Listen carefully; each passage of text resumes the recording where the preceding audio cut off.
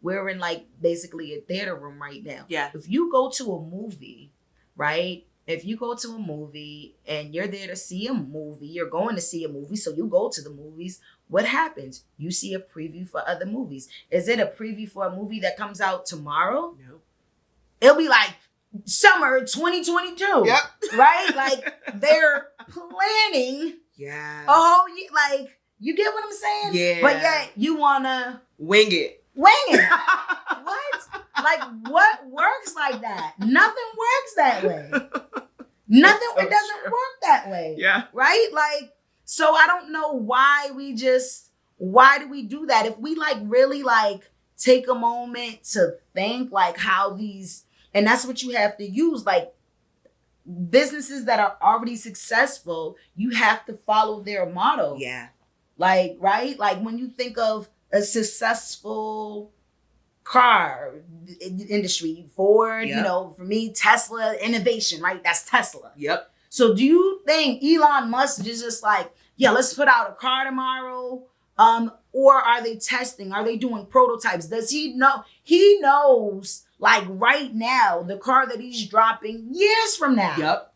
Yep. You get what I'm saying? So it's just like, And building his team for that project now. now. That's what they're doing. Yeah. You know what I'm saying? So we have to do that with our business. Anthony, it is me, the Kaizen Investor. I am back with another great episode because today I'm here with my friend Meesh.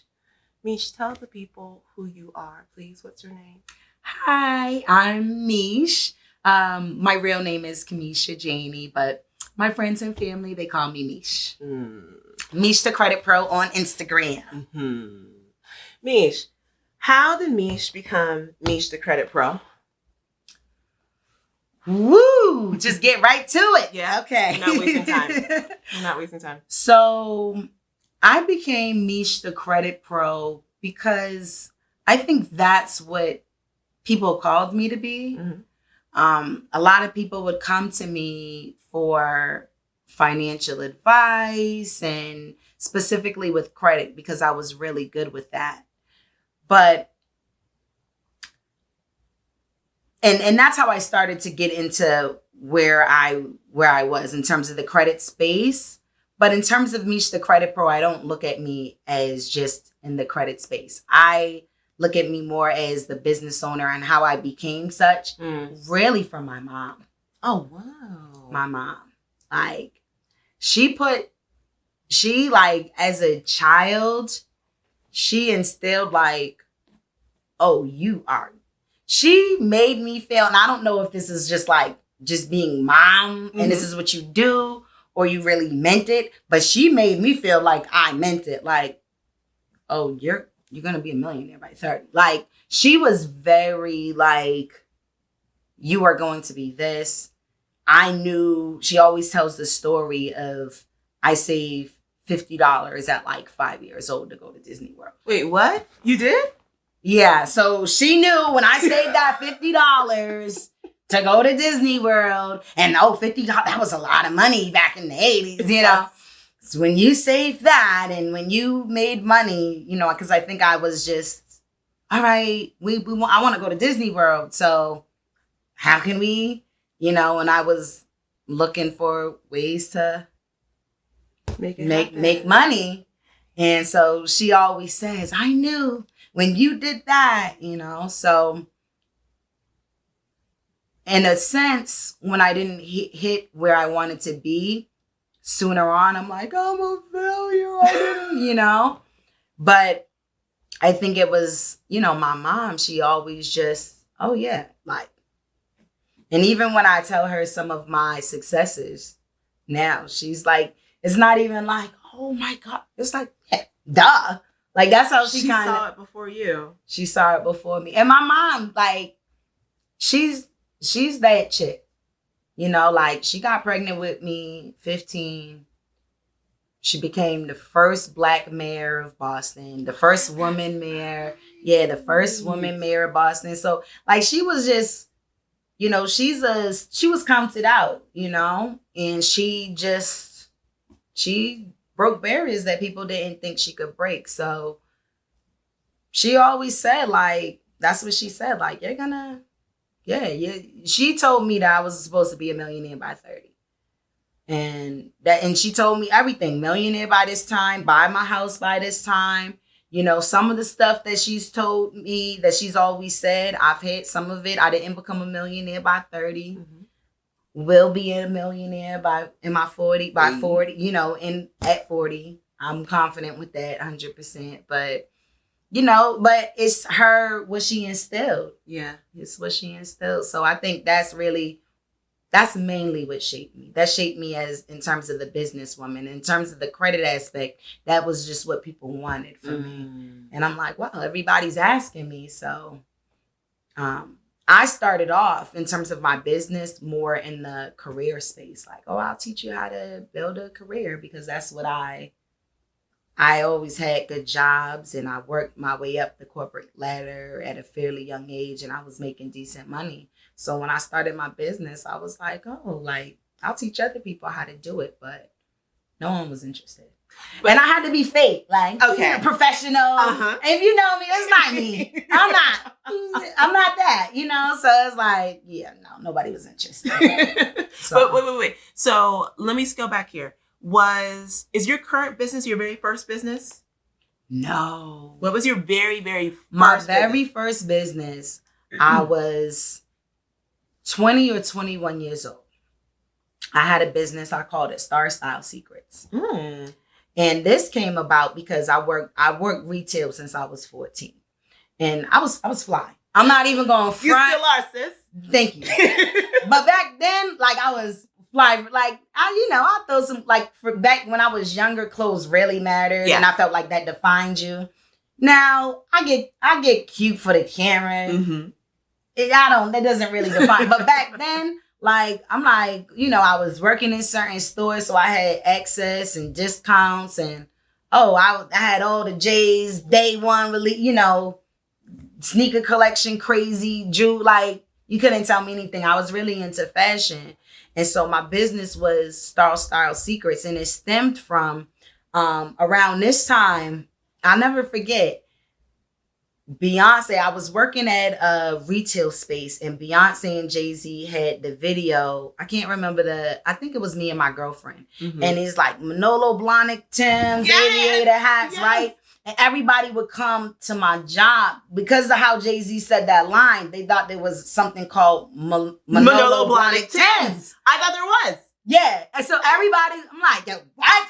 Nah, there's Manolos and there's Tim, So I'm like, I got to put people on. So what I was about back then is I was giving Star Style Secrets. If a celebrity, and I saw how much influence celebrities had. Because if, a certain celebrity wore jerseys was real big. And if they was wearing jerseys in a video, that I was a buyer. I was a merchandise buyer at the time. Oh, got it. So I was very young. There was like no buyers at my age. Like, I don't even know how I got that job. How old were you at the time? I was 20. I was like 19, 20. And I was making money. I was not even going for that. There was no merchandise buyers, and then you go to the Vegas and the Magics. Like, I just really convinced the owner of this company that I could do the job. And I remember telling him, remember I told you to order jerseys and you didn't order jerseys, and now jerseys is another thing? Yeah. So like basically based on that, he gave me the job. So I was a merchandise buyer. So I was kind of able to predict trends. I wasn't great at it because that's a lot. It's numbers involved in that. It's not just the ability to predict trends. You got to be good with the numbers. I was too young to know that at the time. But so I'm like, I got to let people know what the celebrities are wearing. And believe it or not, like, I had some interview. Like, I interviewed Christian Artigier. He was one of the founders of Ed Hardy. What? At that time, yeah. That was like a big interview for me because back then he was super big. Everybody was wearing Ed Hardy. I'm like, yo. Ed Hardy was everywhere. I interviewed him. He sent me some free merchandise, Ed Hardy hats. I'm like, I interviewed like one of Lauryn Hill's stylists. I can't think of her name, but I interviewed like a big celebrity stylist. I interviewed like video vixens. Like I was interviewing people and I was getting the stuff, but I just didn't understand business. So I was blogging. This is before it had a term. Yeah. Before there was a thing called blog. So in a way I was kind of like ahead of the time, but I had an idea, but I didn't have the business. Got you. So it didn't really go anywhere. But wait. Even though at that time you were able, for Style Secrets, you were able to go ahead and, I just want to make sure I understand that initial business model. Because you were a buyer for the Crystals of Boston. It was a store called Crystals of Boston. It was like one of the largest sneaker stores in the city. Okay. Mm-hmm. So how did Style Secrets come about? Yeah, because everybody was coming in asking for these Manolo 10s. So I'm like, oh, people don't know. I gotta educate the people. And clearly people just want to follow the trends that they see in stars and celebrities. Yeah.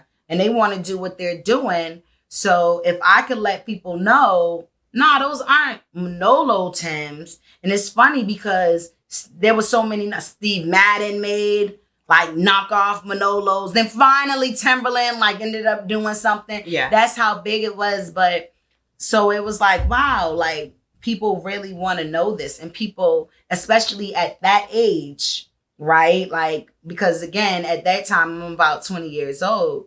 And other people my age, oh, the celebrity said it. This is what the celebrities are doing. That's what they want to do. So I felt like there was such a need for that, but people just didn't know. They wanted to dress like them, but they didn't know how to dress like them. Exactly. Didn't know necessarily what they were wearing. Mm-hmm. So I just wanted to provide the information like, oh, you saw, this is one of your favorite videos. This is who styled them. And this is what they had on. Wait, so now you can get that. And you could be like that. So you would provide all that information on your blog? Yes. Meesh. Yes. Meesh, that was dope. For what I could. it was harder to always get that information because I don't always know. And it was, okay, well, who's the stylist? And well, the style, can I find who the stylist is? And if I found out who the stylist was, will they respond back to me? And this is before like MySpace was out. So this is how I was able to interview some of the people. This is before Facebook and things like that. So MySpace was out. And just like people do with Instagram, you hit people in the DM. So that's what I was doing. I was hitting up certain people and, hey, can you contact me? And some of them would. But the thing is, and what I didn't know back then, I probably would only DM them like one time. Mm-hmm. And if they didn't even respond back to me, and just be done and not think, because I was just so young, not think, all right, well, let me follow up with a phone call. Let me send just be persistent at it, which is being the mature Meesh. I know better now, so I could do better. But back then I didn't. So it got to the point where it was really hard. Like sometimes I'm like, dag, like, how do I continue to provide this information and people aren't getting back to me and just not being consistent? So it kind of died. So with that though, let's talk about dollars and cents. Were you able to monetize this? No, I didn't make any money. Gotcha. I didn't make one dime. Gotcha. Not one dime. For me, it was just like I interviewed a couple of semi celebrities. And for me, that was cool. And like I said, like, oh, I got like, Ed Hardy, I got free Ed Hardy stuff. Like, I was just happy with 22. I was just happy with that. Like, and to say I had a business. Yeah. But I had a full-time job. So I wasn't even thinking like necessarily like, all right, I got to monetize. I didn't treat it like a business, even though it wasn't just a side hustle because I registered a legal business. I knew that part. Like I did do that part. Yeah. Like I registered a business. I had somebody do a website. But part of it was back then too, like I wasn't tech savvy at all. So I had a hard time updating the blog, like keeping up with it. And it was like maybe something called DreamWorks, Dream Master. I can't even remember the digital program, but it was literally, it's not like now we got like plugins and landing pages. This is easy and templates. It's like, I even like took a little class. I'm like, I don't understand this. And I wasn't going to pay somebody every time I wanted to do an update. So it was just hard. It was hard for me. And I wasn't mature enough to be consistent enough at that time, which is probably one of the major keys to success in business, the consistency and the discipline. So that was your very first business. Yeah. Then you transitioned, you went ahead, and of course you had a full-time job doing what? I was the merchandise buyer at that time. I mean, after that. After I was a merchandise buyer, I became a district sales manager. Wow. I was like a store manager for a brief period of time. And then I was just like, I want to be a district sales manager. So I wanted to be the person that oversaw multiple retail locations. And, you know, typically it's like various cities and or states. And I'm the store manager's boss. So that's what I became. And I was like, I'm pretty confident I was the first woman in my company to get that position. And I was the youngest ever to be in that position. As I just was convincing. And this was a different flex. Yeah, nah. But honestly, it was like something for you there. This was a whole nother this was a different position. Yeah. But I was able, like, I just had that, like, yo, give me a chance. And that's really all I would do. Like, if you give me a chance, like, I'll just puff Diddy, whatever he called himself now. I don't know. Love, whatever. But he was already, I'm like, yo, he's ill. Like, so he was like my main like role model. Like, so I would just go in there, like, I have like a little portfolio, but for my age, that was very impressive. Yes. You know, like, oh, here's some of if somebody ever complimented me via email, all right, print it out. Now it's the same thing as business. We gather social proof. We do screenshots. But I was doing that work-wise, and I would put it in a binder. So when I would go on my interviews, and if somebody would say, great job, Kimesha, on a 42%. Print, you know, and I would present, hey, and it would be difficult because they're looking at like, yo, you're a kid. Yeah. But I'm like, give me a chance. And I would say stuff like, I remember when I became a district manager, I was a district manager. I became one at, I interviewed at 25. Mm-hmm. And I'm like, I bought a house. Like, I'm telling them this in the interview, right? Nothing to do with the job, but I'm really just selling yourself. Like, give me a chance. You know, I work hard. I'll do whatever it takes. Give me a chance. And he wouldn't let me be DM when I went on that job, and I took a pay cut. Wow. I took like a $10,000 pay cut. Ooh. I took a $10,000 pay cut because I was making really good money for my age as a store manager, and because I was doing high-end retail, but I really wanted to be a DM. And I'm like, all right, I'll just prove it to you. That's what you want me to do? And I expected him to promote me within a couple of months, and he didn't. And I was just so mad. And I remember even like crying to him, and he's like, this is not professional. Like, you know, showing my age, like, yeah, you definitely, but just like, you know, just super sad. And, but I just was determined that, all right, I'll show you. And then he gave me the opportunity. His name was Todd Quarles. He owns like one of the largest urban retail spaces in my city, you know, and he gave me the opportunity. It was a place called Expressions, and he let me be the district sales manager. And I did that for about like 7 years. 7 years. And then I like moved on to another company, like the largest fragrance retailer in the United States. I became like a district sales manager for them. And that was the last thing I did before starting Financial Growth Strategies, my business today. Were you always seeking entrepreneurship, or did entrepreneurship find you? I felt like, honestly, I want to say like, oh, I always knew, but I felt like it found me. It wasn't a big deal for me to necessarily, I have to be an entrepreneur, but it was a big deal for me to just be able to be successful. But I found that being an entrepreneur was the easiest way to build that kind of success, because I'm not spending my time building somebody else's wealth. I could focus on building my wealth. And that doesn't necessarily have to be with me owning my own business, whether that's, okay, well, I'll focus on buying real estate. Like, I just wanted to focus more on me. Yeah. And that's what I ended up doing. I got laid off from my last job. I saw the writing on the wall and I knew it was coming. So I planned for it for months, because by this time I was in a higher position. I would get the company's financials and I'm like, oh, this don't look good. We in the red. Oh, we're closing this store. I started my position with probably being in charge of, I can't remember, it might have been 13 or 15 locations. And I was down to like 6. Dang. And they was still keeping me they didn't even cut my pay. I'm like, so I'm like, we're going to close this store. And the stores kept closing. Because now at this point, retail in terms of like brick and mortars and box space, the online is killing it. Yeah. And this on Amazon. This was like 2016. Wow. Yeah. Malls was dying. Like, I had some of my stores, we didn't even have to pay rent to the mall. Malls just wanted you. You don't gotta pay rent. Yeah. Just don't leave. No rent.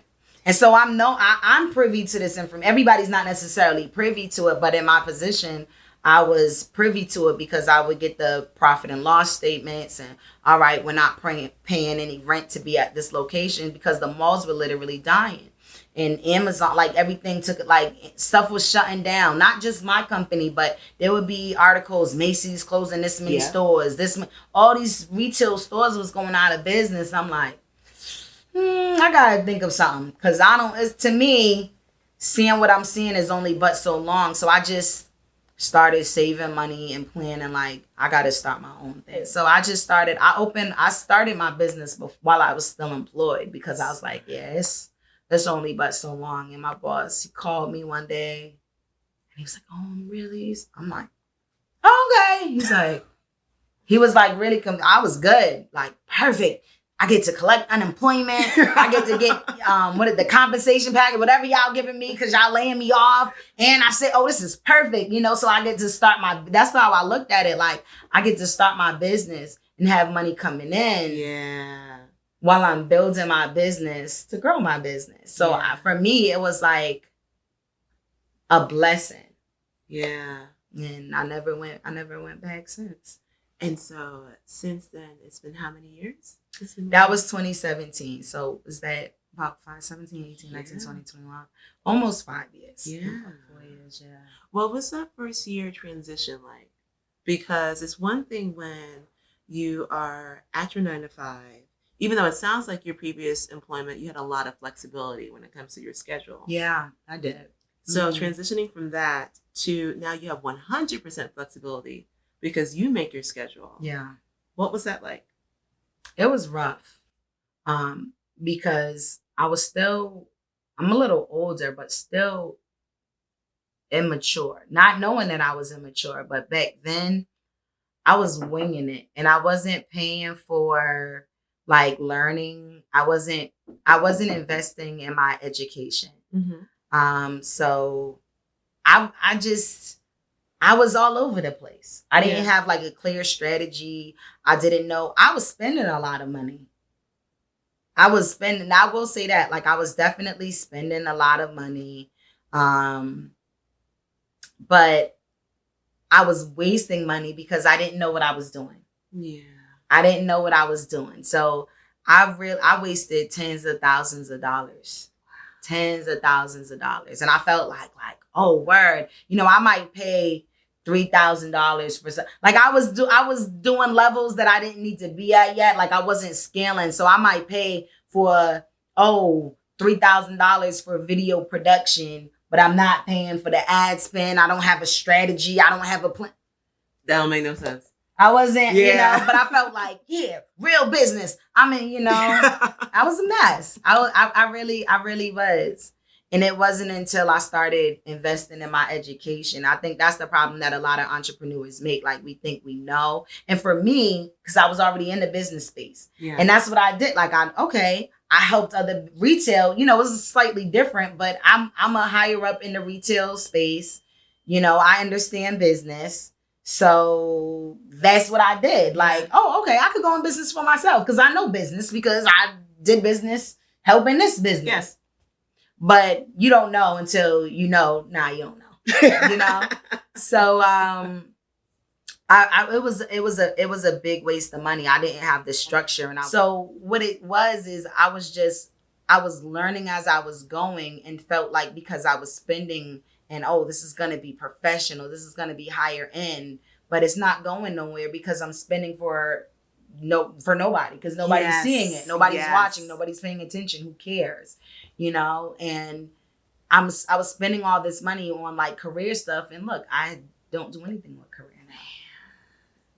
now. As humans, especially now on social media being an integral part of our businesses, you have this thing. It's easy. We're humans where we want to look successful. We want to look sexy first, even though you can be in debt and in the red.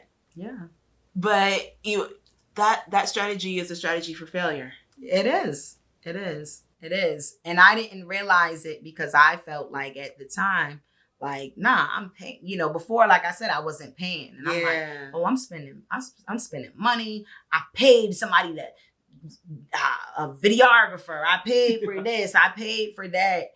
And what does it matter if you're paying for that stuff, but you're not paying for the information? Yes. So I'm not paying for the main thing. Like at the end of the day, if you have the information, you don't even necessarily need to do all those other things. Especially, you got to get to the point where you can afford, you're making money to pay for that expensive videographer. You're making, that's what you're doing with the money that you're making from your business. So I was working backwards, and I did that for years, and it was not a good look for me. Was that one of the reasons why you closed that business down? Well, I never closed it down, to be honest. It's the same company, Financial Growth Strategies. I just did something completely different. So you just made a pivot. I made a pivot. So I stopped doing the career because everybody was. So what happened was, now I started studying and learning about business. And I started investing the last bit of money that I had in my education. If I started doing that first, I would have been way ahead of the game. But I'm like, what I was doing wasn't working. So I'm like, dang, like, all right. And I just started like studying like different things. I feel like Russell Brunson was probably like really one of the first that I started studying and investing money in, like learning about funnels. Yeah. And I'm like, okay, I get it. And I started paying, to learn the information. And he said something. And then whenever I have a consultation, I share this with my clients. But he said something that I feel like changed. Like it changed everything in terms of business. And I always share this story. But he said that it was one of his seminars. And he said, it's so important to test in business. You have to constantly test out different things. Sometimes you might think something works, but when you tweak it a little bit and you try something else, you'll see something else works much better. Or sometimes you might be failing, but you don't use that as an opportunity to pivot. You use that failure as an opportunity to quit. Yes. Oh. Instead of like, so. That's so true. Yeah. So he's like, you have to constantly test in business. And he said, the reason why most businesses fail, he said they run out of money in the testing phase. They just run out of money before they finally figure out what works. They run out of money. So I'm like, okay, because before that, I felt like I was a failure. Nothing I was doing was working. What's wrong with me? I'm not smart enough. Because I'm not a super smart person. I don't know all these big words. Like, that's just not really my thing. Yeah. Now, I am really good at business and finances. That was always my lane, but it doesn't necessarily have to, because I'm not gonna get that high, because I didn't get a high score on my SATs and I got decent grades. I did get good grades, but I didn't feel like I'm smart. I know all these, I'm not very professional. I'm not eloquent. So I'm like, maybe I'm just not smart enough to be in business. And but when he said that, I'm like, oh, okay, so this is part of the process. Like everybody. Yes. Like this is just what it is. Like that's the process. Okay. Because he says something like, oh, I did ClickFunnels. Like I forgot the number, but it was something crazy. Like maybe 1,000. It was something crazy. Like, 1,000. He tried it like and tested like maybe over 1,000 times. Something crazy. And he's Russell Brunson. Millions, So I'm like, all right. So now I got that part of the formula. Like I got to just keep figuring out and I have to test. But I was that business that was running out of money. I saved up a good amount because I knew that I was going to get laid off. Mm-hmm. But I used a lot of that money. So now I just had a little bit of money left. And I was telling my friend Denroy about it. I went to college with Denroy. Denroy's part of Hood Estates. He's the one who connected me to Pocky. Oh. And he was like, why don't you? And I was always good with like credit. I'm putting people on like I'm making them authorized users on my card, just trying to put people on or whatever. And he told me about business credit. I was like, why don't you just because I was running out of money.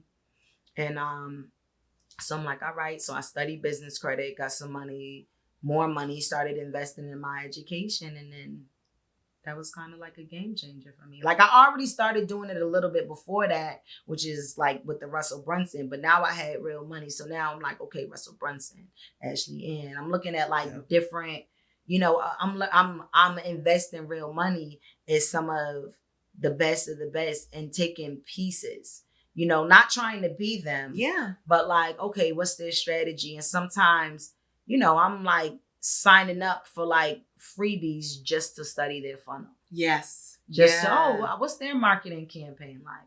What do I say videos sometimes like, I like this market. Like, I always think of like now, my mind, I'm like, I like that. Like, I like that market, how they marketed that. I like this strategy. Okay, what are they doing? So sometimes I'll spend money just to like test that and see. And then I just make it, not copy. That's very important. And I think that's something sometimes entrepreneurs get confused with. Because if you copy, you can never be somebody else. And it's just not going to transfer correctly. So just like, what do I like from them? What don't I like from them? How can I make it mine and me? Yeah. And kind of use those same, certain things, but make it my own in a way that my audience can receive. And when I started doing that part, that was one of the things, and I just started noticing a difference. But the first thing was just really, you gotta invest in you. You gotta trust you enough. Yeah. In order to, if you really want success. And if you're not willing to do that, like, that's why I was saying, I'm not going to take some of like a lot of people. And when I learned business, and even Ashley, everybody, you got to have a lead magnet, freebies. And I was doing that. It wasn't working for me. And I'm like, I'm not for free. Yeah. You're not going to do anything with that. I don't want to help people that don't feel like they don't need to invest in their education. Why not? That's not my audience. I don't want to help them because when I created my avatar is me, the people who I'm trying to serve currently. So my avatar, and I think of, okay, my avatar is right before the Meesh that I became, right before I started having some success in what I was doing. And I was to the point where I'm willing to spend thousands of dollars on information. So if I'm willing to spend thousands of dollars, why would I want to help somebody that won't spend 19? And it's not because I want the money per se, because, to keep it honest, $19 doesn't make or break me. Yeah. So if I offer you a $19 product, like, it's not necessarily because I'm going to necessarily get rich off this $19 product. But what will make and break me is success, client testimonials, yielding results. So the people that won't spend $1, the people that won't spend $5, the writing's on the wall for them. Yeah. And it's not about me. You know, it's not about me. You don't have to spend the money with me, but if you won't spend any money on you, you don't trust you enough. So if you don't trust you enough, then why should you trust them? You know, like, what can I do? I'm not going to be able to help you if you don't trust you enough. Yeah. I can't trust you more than you can trust you. You know you better more than I know you. Yeah. So if you're not willing to spend that money, you don't feel like you can do the results. Not that you don't feel like you don't have to spend that money with me, but if you feel like YouTube's going to be your mentor, it's just not going to work. Yeah. Because there's something about your personality, like I already know. Like, to me, this is how I like. Not that I don't go on YouTube. YouTube's cool, right? Everybody that gives you free information on YouTube, 9 times out of 10 is selling something. Yes. They're selling something. So if they're selling something, they're giving you some information. They're not giving you all the game, clearly, because they're selling something. Yeah. Right? So they're not giving you the whole formula. I could give you some free information on Instagram. I could give you some free information on YouTube. I'm not giving you the whole game for free, though. Yeah. Nobody's giving you the whole game for free. Right? There's a cost there's a cost associated with it. So if you feel like you are going to learn everything that you need to know from YouTube and you don't have to invest in that, that's fine. You're just not for me, because the chances of you being successful are slim to none. That's just talking real. That's just real. It's slim to none. So how can I build my brand if I don't have results to show? Yeah. I can't. So I want to focus on clients that are serious and that are like, that are going to execute. Yeah. What I'm giving them. Everybody's not going to, even some of the people that pay, they're still not going to execute, but they have a higher chance of being willing to execute because they have some skin in the game, where somebody, and the higher ticket, the higher the price point, the more chances that they're going to have success. Of course, the more information that I'm going to give them, but also the more invested they are in, because they don't want to waste that money. So that's who I'm looking to serve. I want to serve people like, listen, I'm going to give you the strategies. I'm going to give you the tools, and I'm going to help you as much as I can. But you still have to take some ownership. Yes. And if you're not willing to take ownership, I don't want your money, because it's not going to help me. It's like being penny wise and dollar foolish. Yep. It's not going to help me get to the next level if you don't get to the next level. So I need you to get to the next level so I can get to the next level, so I can show everybody that I helped you get to the next level. Exactly. Because success has receipts. Right. Yeah. That's it. So if I'm not going to be able to get those receipts to show, listen, I helped this person do X, Y, and Z. Like, that's my goal. I really want you to be successful. 100%. I want that for you, because I want to really fulfill my purpose, but also selfishly, I want that for me. It's in my best interest. It's in my best interest for you to be successful. Yeah. So I can look at this. Yeah.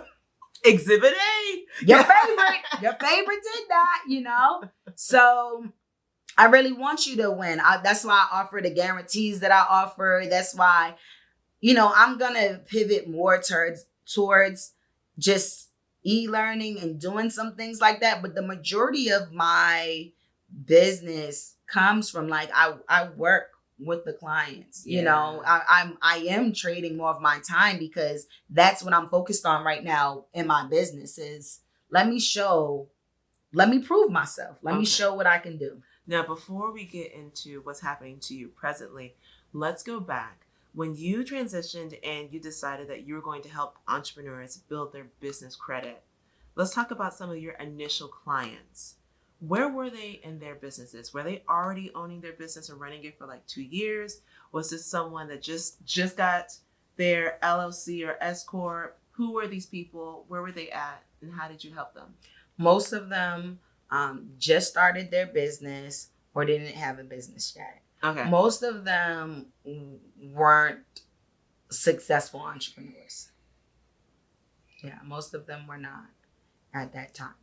And a lot of the clients that I serve now, occasionally I get people that just come to me to scale, and they already have profitable businesses and they're doing well and they've been doing well for some years and they just come to me for like more money. But the majority of my clients now are just brand new businesses trying to figure things out, real estate investors and things like that.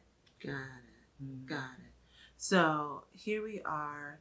And let's talk. It's time to get nitty gritty here. We need to talk dollars and cents. Because I've been seeing some checks you posted, and I'm like, I need to talk to Meesh about that. Gotta have the receipts. You got receipts. You got a lot of your clients have. So let's talk about those receipts. What type of funding and what type of amounts? Of course, disclaimer, not all results are equal for everyone. Yes. Disclaimer. You heard disclaimer. Her. She said it for me. Yes. Don't be up in her DMs and like, well, you did this for this client. That was that client, not you. Yes. Now that we got that out the way. But how much funding have you been able to assist your clients get? So this is where I need to step up my game because I have to do the grand totals. Okay. I do have to do the grand totals. So because I want to be able to say I've helped, 1 million. Yeah. But what I do offer for each client, I offer a $50,000 creditor funding guarantee. Wow. So that's per client. That's like a lifeline to so many businesses. Yeah. Yeah. I also offer, and I haven't found anyone that does this, I offer a 7-day money back guarantee. It's a digital product. Yeah, I offer money back on the digital product. You offer money back on a digital product? Yeah, so for like my clients that get the software, with the guarantee, that part of the business, that's when I offer the guarantee, it's we work with you. Okay. So like it's a whole team of advisors, and even if you don't contact us, we contact you. So part of the success, and I think why the success rate is so strong, is the accountability aspect to it. Because nobody wants to, people sometimes, life happens, people get busy, and sometimes there will be a client that will spend a couple of $1,000 and they don't do anything with it. That can happen.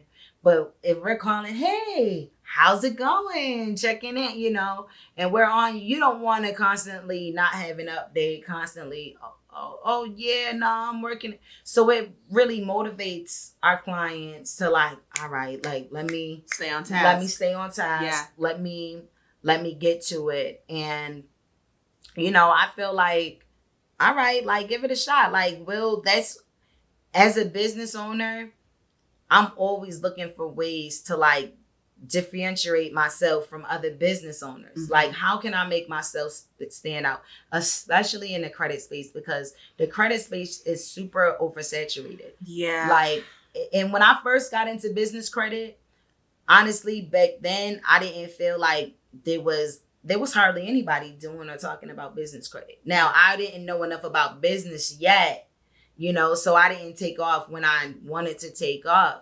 But now I'm like, everybody does business credit. A lot of people do it. So now I'm like, okay, well, a lot of people are doing it. So what's going to make me different? What's going to make me different than this person? All right. So now I'm like, well, you got to see my personality. Yeah. That's one of the things that's going to separate me. I'm not going to be dry. Like, you're going to see my personality. All right. I'm going to offer you some guarantees. I'm going to offer you, okay, they're telling you they're going to do this. All right, well, I'm going to offer this guarantee and I'm going to offer a money back. Like, how can I make myself different than the competition? I don't necessarily, sometimes business owners, we make the mistake and we just feel like, oh, we just got to price lower. And that's how we, try to, but that's not necessarily going to help your business. No. And lots of times it's going to hurt your business. It's going to hurt your brand. So it's not necessarily about the pricing lower. I want to be competitive. So I'm going to keep that in mind, but I'm going to also offer more value. I'm more focused on how can I offer my clients a different experience? What's going to separate me? Okay, I'm your favorite. That's what I've been saying. I don't know if you say hashtag your favorite. Like, other people do this, but I'm your favorite. Like, just Ali, Muhammad Ali, he's deemed himself as the greatest. Yeah. Right? Like, and what is he known for? The greatest. So this is that, but that's one of the things. Like, he's also gifted. He's a gifted boxer. Yes. He's, so you can't call yourself the greatest and be horrible. It doesn't work like that. But it's like, okay, how am I going to separate myself? All right, you're going to see me. I'm not going to be dry. You're going to see my personality. I'm going to introduce you to which isn't necessarily me, like, but I want people, okay, you're going to see my family. You're going to see more of me and who I am. I'm going to offer you guarantees. I'm going to show my receipts. I'm going to work with you one-on-one. Like, I'm going to do stuff differently because I'll make more money 100% not working with somebody one-on-one. Wow. Like, that's just a fact. That's a fact. But is that going to make me more money in the long run? And maybe maybe I'll get there where it's going to cost you a lot more to work with me one-on-one. But I want that accountability there. Again, my main thing is I want clients to have results. Yeah. So if you just get a digital product, your chance of having results, if no one is working with you, are much more slimmer. What they say, like 90% of people don't do anything with it. Yeah. So I don't want to be like, how am I going to grow if everybody's not saying, I bought this from Meesh and this is how it's helped me? Yeah. How do I grow as a business? How do I separate myself from everybody else? So to me, that's what I have to focus on. I just want my clients to have results. Once they get results, I'm going to show other people, look at the results that I get my clients. So in terms of the number, I offer that $50,000 credit or funding guarantee. I've had clients that got maybe about $100,000 offers in like 60 days. $7,500 in 2 weeks, it varies. It varies with every business, but as long as you get results, as long as you're happy, I'm going to be happy, because everybody, what certain people want is different from others. Some people might be cool with 10,000. Some people might want 30,000. I just want to get you to where you need to be. And now I'm pivoting some more, right? You got to pivot, because I'm learning, all right, cool, I'm getting them this money, but this money's not necessarily going to make them successful. No. So what you have the money, I was spending the money before, but not necessarily, I was not successful. I was overspending, but not successful. So, okay, I get you the money, but how can I make sure that you also have success in your business? Not success just with getting the money, but now that you have the money, what about the strategy? Yes. What's your plan? And let me make sure you have that. So that's where I'm at now, because I've been pretty successful with doing that for my business and yielding results. So I'm like, okay, I want to help other entrepreneurs not just get the money. And again, this is what's going to separate me from maybe other people in the business credit space. Okay, not only am I going to help you get the money, but let's talk about how I'm going to help you, because you want the money. Let's talk about the root. You want the money because you want to have a successful business. Yes. And you believe the money is going to help you have a successful business. What the money does definitely increase your chances of having a successful business, but only if you understand how to utilize that money. Yes. If you don't understand how to utilize that money, now you're just going to end up in debt and potential, So, all right, cool. You got the money. Now, where do we go from here? Yeah. What's the next step? I'm so happy you mentioned that, though, because in many ways, people forget that vital part. They really, really do. Because it's the same when it comes to investing in marketing dollars, right? You should not be investing in anything if you don't have anything worth investing in. And what I mean by that is, my friend always says it. He always says that marketing, when you invest in marketing dollars, it's like gasoline. But he was like, but you have to have a fire first. Facts. You have to have a fire first. If I pour gasoline on the floor, flames are not going to erupt. No, you have to have a burning fire first, then you pour gasoline on it. Now you have this inferno. Mm-hmm. So the same when it comes to a business, you need to make sure that your business is profitable, that is a solid business model, and that you have a strategy. I'm so happy that you said that, a real strategy in line. So that when you get that business funding, you know exactly how to utilize that to take your small fire and turn it into an inferno. Yeah. I started Like, one of my ads, I'm like, all right, $15. $15 a day. Everybody spends $15 a day on nothing for the most part. Yeah. That's what we spend on our lunch, our dinner. Like, especially if you work a 9 to 5, you go out.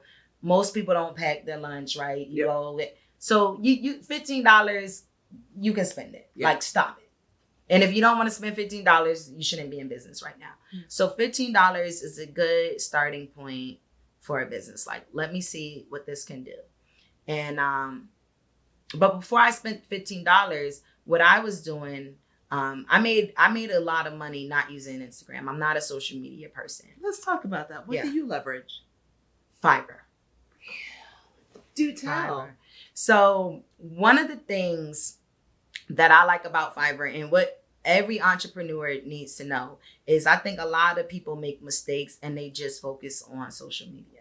And I think that's a very big no-no. Like, you have to have multiple, like, and when I say multiple, I don't mean like, okay, I'm going to utilize YouTube, Facebook, and Instagram, right? No, pick one of those 3 things to focus on. That's your main thing, and that's what you're putting in all the effort. But one social media platform. But other than a social media platform, what else are you doing? Because guess what? One day, nobody's going to care about Instagram. Just like nobody cares about MySpace, like, right? Well, I just told you about MySpace and that's so that's going to happen. So if all you're doing is focusing on Instagram, then what are you going to do?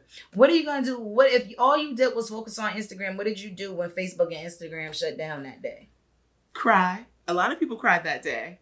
But what happens if it happens for a week? What happens when they're not the thing anymore? Right? And it's going to happen. Yeah. So not that you can't utilize that, but that can't be your only thing. And for me, I felt like it's a lot of work, because in order for you to have success on those platforms, you have to post a lot. Yes. You have to work a lot. It's a lot of work to get lead generation from those channels. Yes. So for me, I used Fiverr.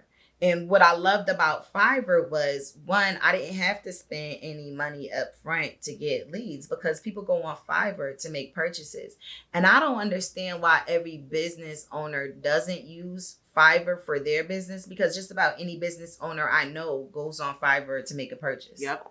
I don't know really anybody who's in business that does not go on Fiverr, that has like a serious business, that doesn't, I need a logo, I need this. Like, you utilize Fiverr. So if you're utilizing Fiverr, don't you think that you should utilize it for your business? People go on there with the intention to spend money. Yep. If I go on Instagram, I could go on Instagram for a ton of different reasons. People go on Instagram for so many different reasons. Some people go on Instagram to look at the opposite sex. Some people go on Instagram for jokes and laughs. Some people go on Instagram to be nosy. People don't necessarily, for the most part, they're not going on Instagram to spend money. No. That's not why they're there. They might spend money while they're there, but they're not going on, let me go on. They're not going on there per se to spend money. That the chances of that are slim.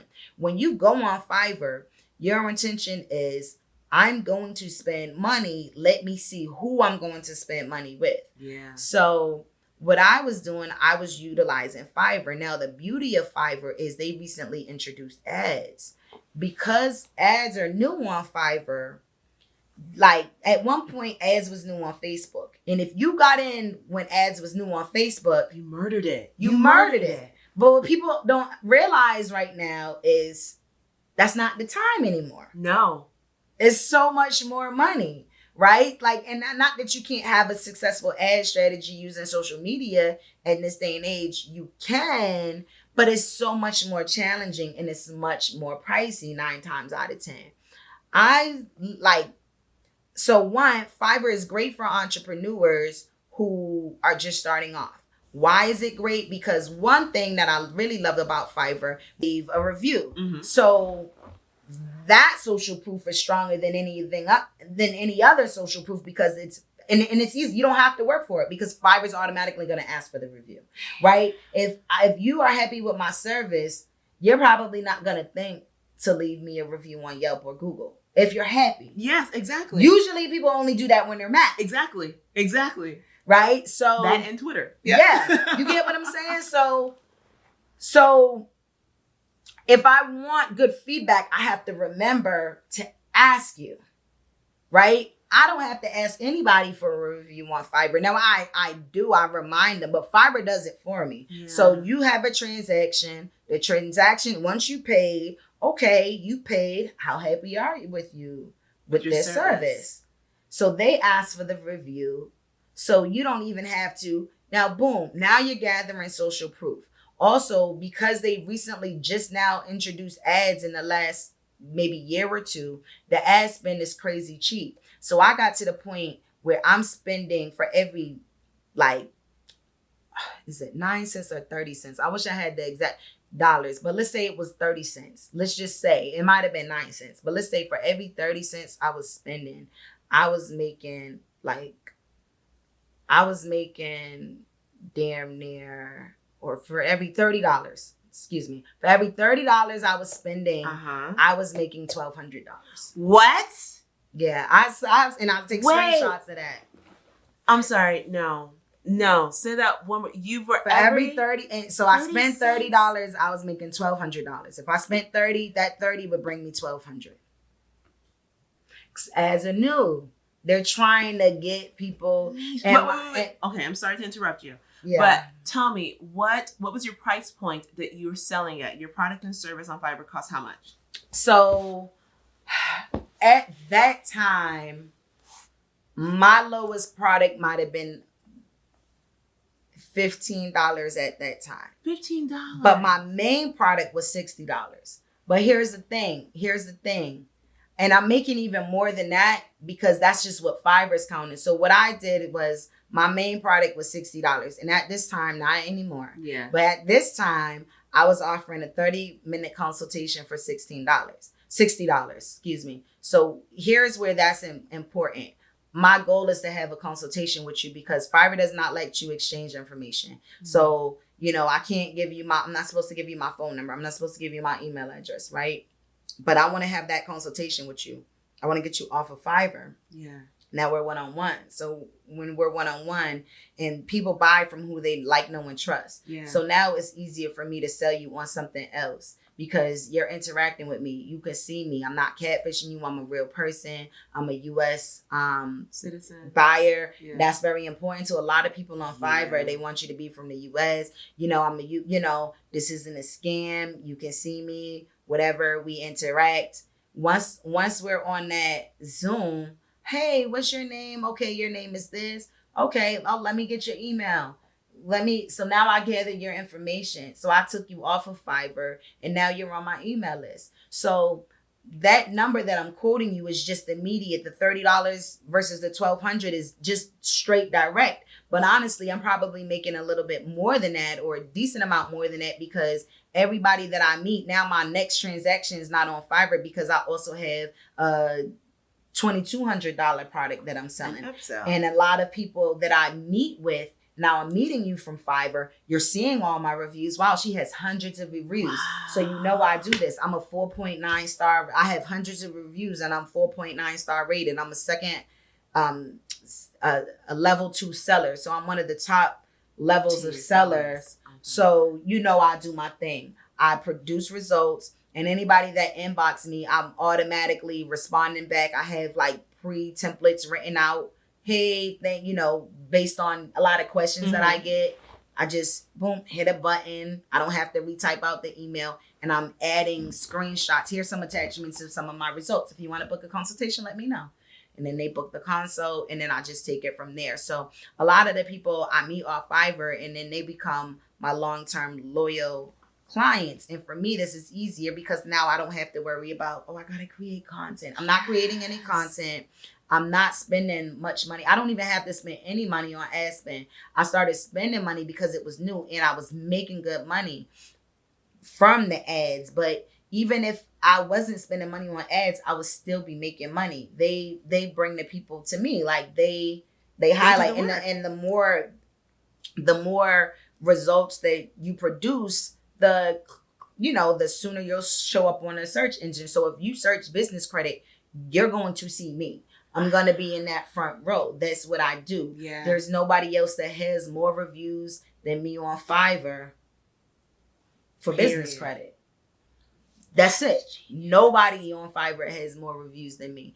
And so now I take that and now I'm using those results. Look, these are like real results. It's not my friends. These are clients having success that are happy with me. You can see I'm not a newbie. You can see that if you see hundreds of reviews, I've helped more people because everybody doesn't leave a review. Yeah. So you know that there's a certain level of experience. So I say all that to say social media, Instagram's not going to tell you that. Instagram's not going to tell you how successful or the results that a person has. Now, if you're good with Instagram, you might be good enough and remember, okay, let me just constantly show the receipts.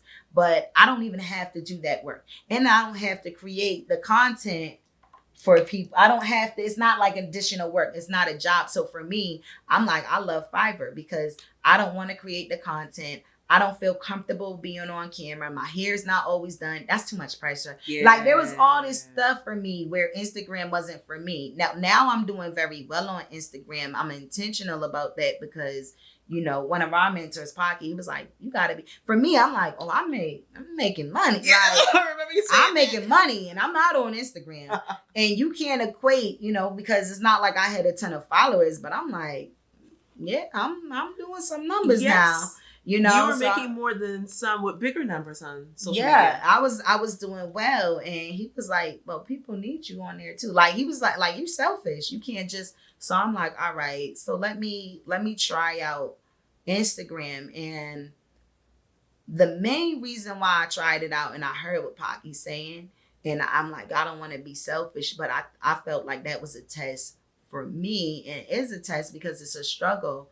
But you have to be consistent. I think that's one of the keys for a successful business. So that was a way of me having a goal and let me be consistent. Now, my consistency is not where I want it to be. I want to get to a point where I could do something every day.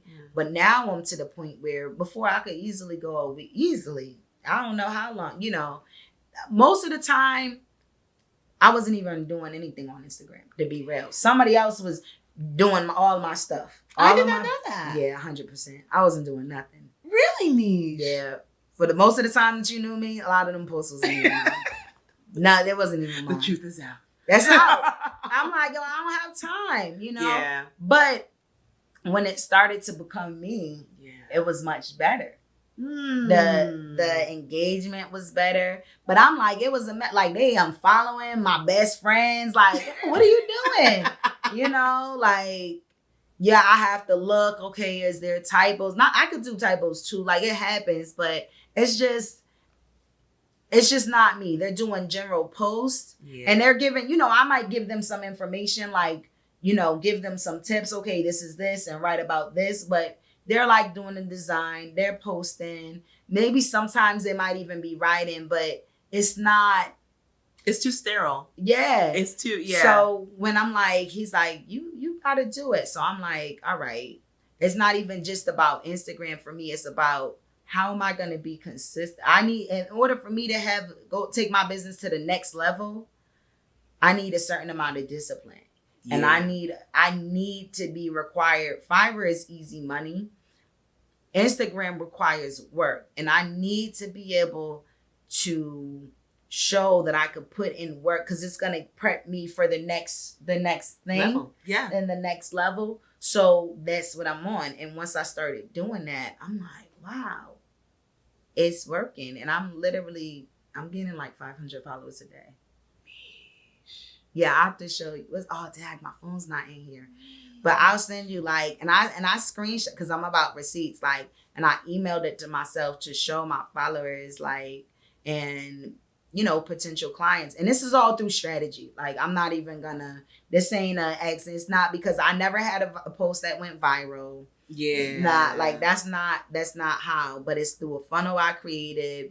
You find me on Instagram. I started with a $15 a day ad spend. Break this down. Yeah, I started with $15 a day. Okay. Right. So before I started, so here's the thing. This is the real truth. Yeah, stay hydrated.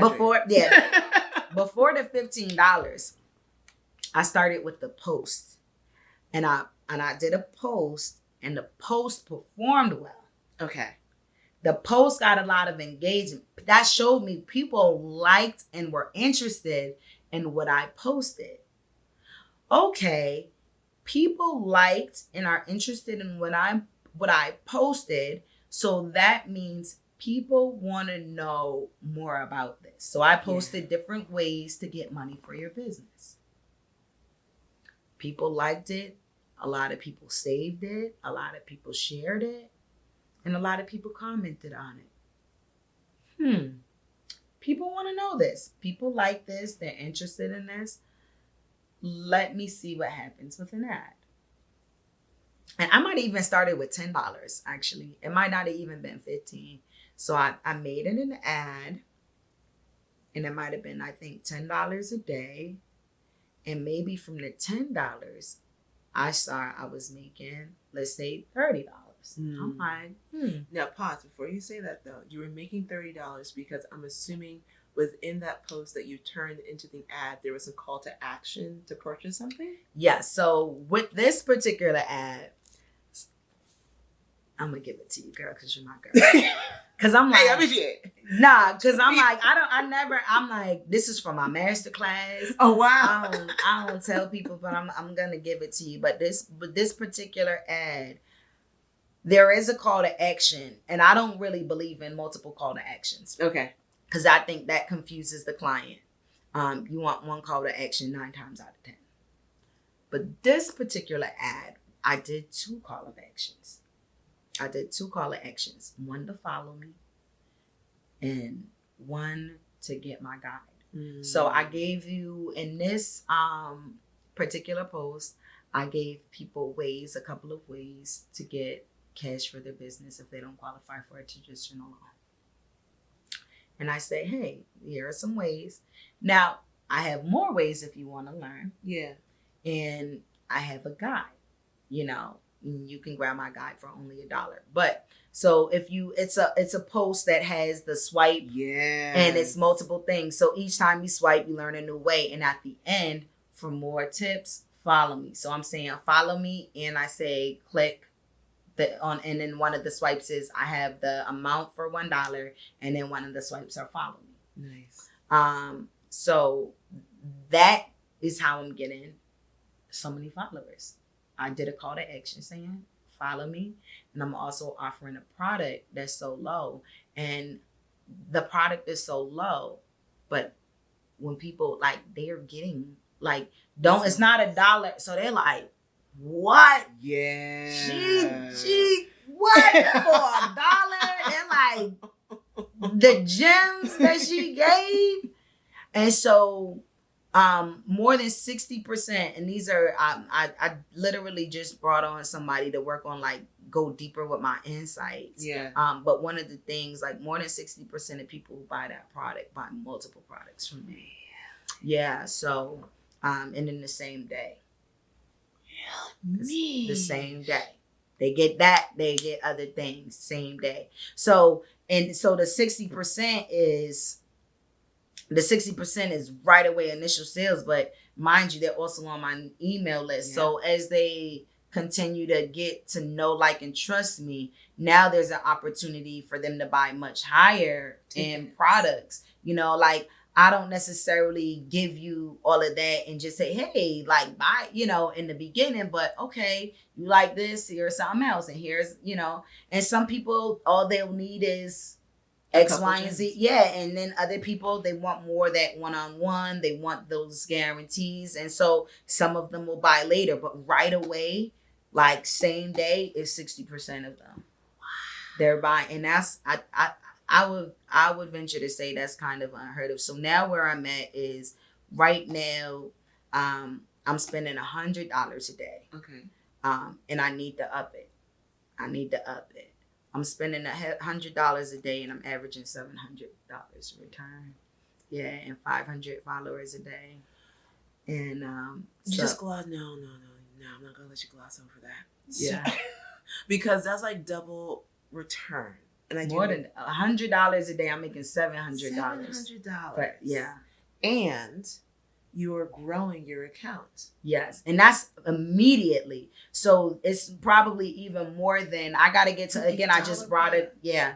I got to get this person. I just brought on, like a marketing agency, you know, because the numbers are key. And that's something else like a lot of business owners need to know. Like you got to know the numbers and the insights, the conversions and this and that. You got to really have the data. That's probably the most important thing for like any business. So that's like my next level. So I brought somebody on, but so like 60% right away. But then I need to also know out of that, how many people, because more people are buying, you know, so it's more than $100 a day turns into $700. It's more than that because some of them buy down the line. And so it's even more, but right away, same day, $1. Yeah. I spend 100, make $700 same day.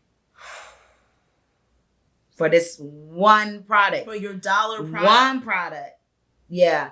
And it is, and it's not so they end up buying other things. Yeah. So but nothing high ticket. The highest thing that they're buying is $19. Wow. From that initial right away, same day. Yeah, that's the highest thing that they're buying. Wow. Yeah, that's the highest thing that they're buying. Ain't that? But you know what? That's a huge testament to you being open and invested in the success of your business, that you would put your ego and resistance aside. Because I remember Meesh resistant to IG. Like, sis, you were like, man, resistant. Resistant. Not me. No. I don't got the time. I'm not doing that. It's work. But you're right. You got to put in the work. And this is what I'm learning. You have to constantly grow in business. You're going to put in the work. You put in the work before, you put in it after. So, yeah. And here's the thing. The reason why I'm resistant, I have to be honest with myself. And I had to look in the mirror. I'm resistant because I'm not good at it. I'm not good at it. That's why I'm resistant. I don't like it because I'm not good at it. I'm like, if IG don't stop all these updates and new things, and once I finally learn something, now there's Reels. What? Now I got a whole nother. I'm what? And wait, I forgot a key part to this story that I do not want to forget. The moment that you actually said, okay, shout out to Pocky United States.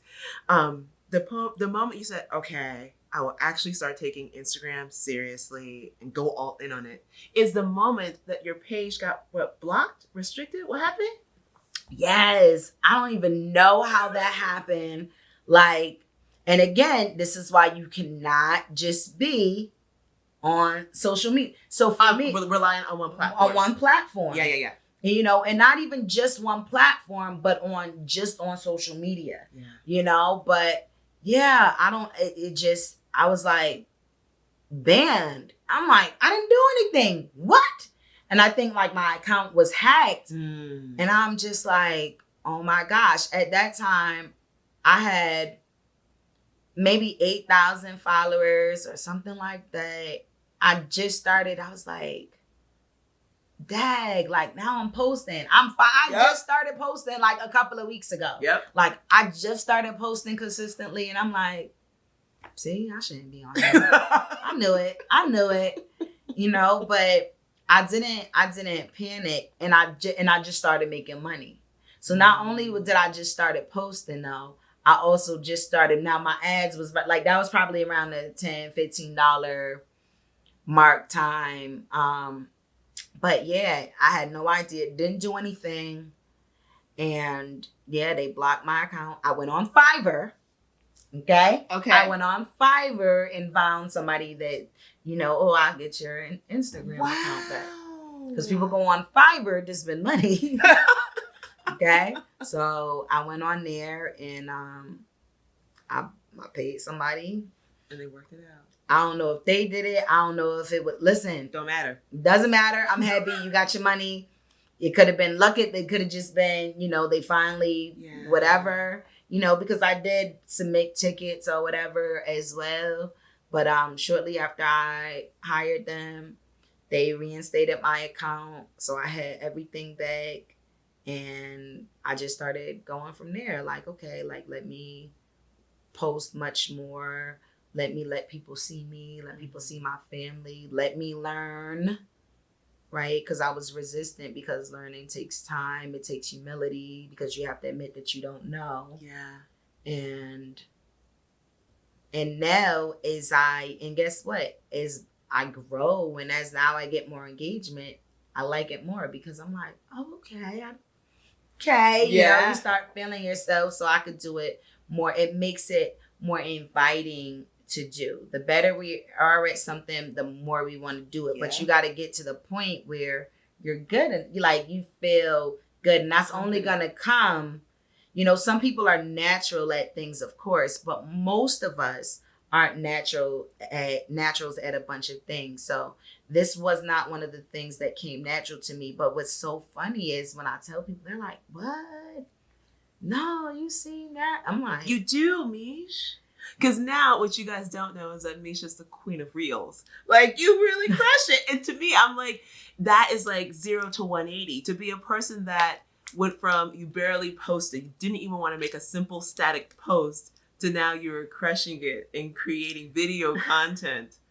That's growth and dedication. Now I'm like, and what I'm looking to do now is pay to learn about reels. Yeah. I have to pay now. I've learned a couple of things, and I've taken my time, and I'm using that because, again, I want people to know this is, again, I want to differentiate myself from other people in my space, and I want to build that know and trust. And okay, well, what's going to separate me from the others? So this is how people are going to see me. This is how they're going to see my personality. If you're on Instagram, you have to do videos. I don't think they're even considered a photo sharing app or platform anymore, right? And we're in this space of videos. That's what it is. So you have to learn to, that's what's next. Yep. So if you're going to, that's what you have to do. Even if you're not on social media, you have to. If you find me on Fiverr, I have videos. I introduce, and you don't have to. Most people don't, right? So there's the thumbnail and what you do, and most people have the picture. But the fact of the matter is, videos convert more. Yes. If you study marketing, videos convert more. So you go on Fiverr, and I have a video. I have videos for not everything that I offer, but for my 2 best-selling things, I have videos. So Instagram is now becoming a space for videos. So if you don't want to do videos, and if that's not your personality, well, Fiverr. You don't have to do the video there. It will help you, but there's a lot more work that is required with Instagram, and I think a lot of people are similar to me, where they're not doing it. They don't want to do it. They don't feel comfortable doing it. They don't like being on camera. Yeah. They have some insecurities, especially if you're a new business. You're not always on camera. Now all of a sudden I got to be on camera. Yeah. I what that's a lot. What? No, my hair's a mess. Especially, this is how I feel. As a woman, I think it's harder. Some days I just don't feel pretty. Mm-hmm. Some days I don't want to put on makeup. Now, I'm the type, and I don't know if this is good or bad. I'm not saying take my advice, but I go on there without no makeup. And I think the reason why I'll do that, and sometimes I see I'm like, dang, I look at Ashley Ann, she's a beast. Mm-hmm. But she don't come to play, she come to slay. She gonna have the wig popping, the eyelashes, the makeup. Full Every glam. Time she's on, it's full glam. I'm like, I'm not doing that. Yeah. But what I will say is I did get to the point where I'm like, I want to do that, but I have to. I can't let excuses hold me back. Yeah. So if I have a thought that I want to share and it's in the moment, regardless of how busted I might feel, I have to go on and do it. Because if I will make excuses because I don't feel good, I don't feel comfortable, I'll be like, no, my hair's not done. I'm not doing all that. I'm not doing that. I don't feel, and I don't know if men have that pressure or not, but I know a lot of women do. Yeah. So, but I'm like, I have to be whatever. Yes. Then go get this content. Whatever. Yes. Like, because if you're going to wait for me to feel like putting on some makeup to do, it might not happen. And then if it does happen, it's not necessarily going to be the same because I'm not in the moment. Yep. It's more script.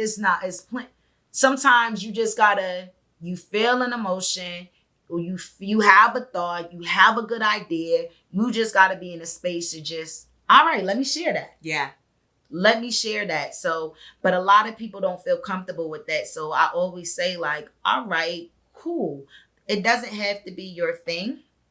There's other things out there, but what is that thing? And for me, Fiverr just makes a lot of sense. Yeah. And if you don't want to do Fiverr, then what are you going to do? What else? But you have to have multiple things. Like there's a plan and a strategy. And I think a lot of people, it's just something we say and people hear it's buzzwords. But if you think about everything that you see, like we're in basically a theater room right now. Yeah. If you go to a movie, right? If you go to a movie and you're there to see a movie, you're going to see a movie, so you go to the movies. What happens? You see a preview for other movies. Is it a preview for a movie that comes out tomorrow? No. It'll be like summer 2022. Yep. Right? Like they're planning a whole year. Like, you get what I'm saying? Yeah. But yet you want to wing it. What? Like, what works like that? Nothing works that way. Nothing. It doesn't work that way. Yeah. Right? Like, so I don't know why do we do that? If we really take a moment to think how these, and that's what you have to use, businesses that are already successful, you have to follow their model. Yeah. Right?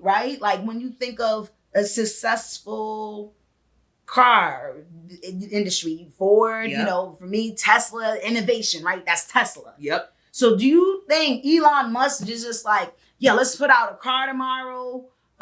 Or are they testing? Are they doing prototypes? Does he know? He knows right now, the car that he's dropping years from now.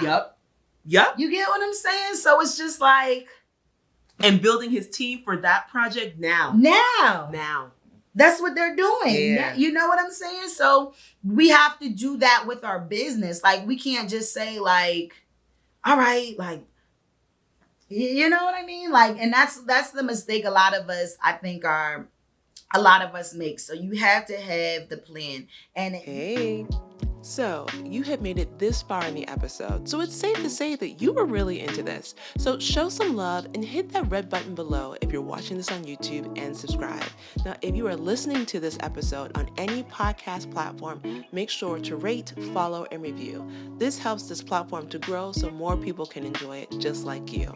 So go ahead, do those two things, and back to the episode. In terms of what's considered good consumer credit when it comes to business credit. So sometimes when I meet with my clients, I'm like, okay, what's your consumer credit score? They're like, I'm not good. I'm about a 640. I'm like, oh yeah, you're good. Perfect. That's numbers. That's lovely. Yeah.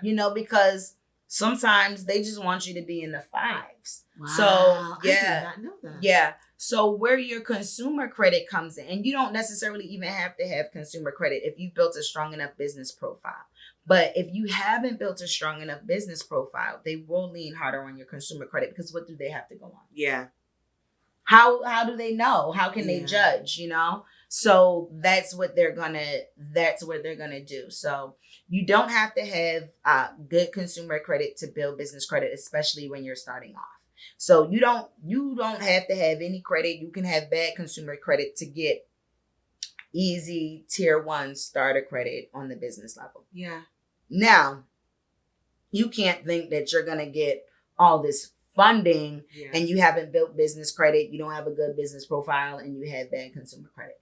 That's just not realistic, right? Okay. You have to have something going for you, right? So either you need a strong business profile, you need a good business credit score, you need to have been in business for a long time. You have to have shown and proven one way or another. And if it's not on the business side, then they'll say okay on the consumer side. But and again, that's for higher amounts. But to start off on the lower levels and just get some basic credit and products, no, you don't need any consumer credit or good consumer credit to get like initial business credit. Okay. But it's initial.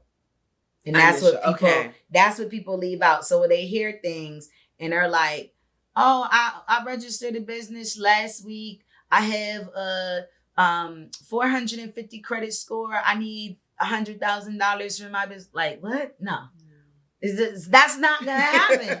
Like, I don't, you know what I mean? Like, yes, I'm Meesh the Credit Pro. I'm not magic. She's like, I'm not a genie. Yeah, you know what I'm saying? That's not gonna happen. But can I get you some basic starter? Yeah, but you have to start and work your way up. Yeah. Yeah.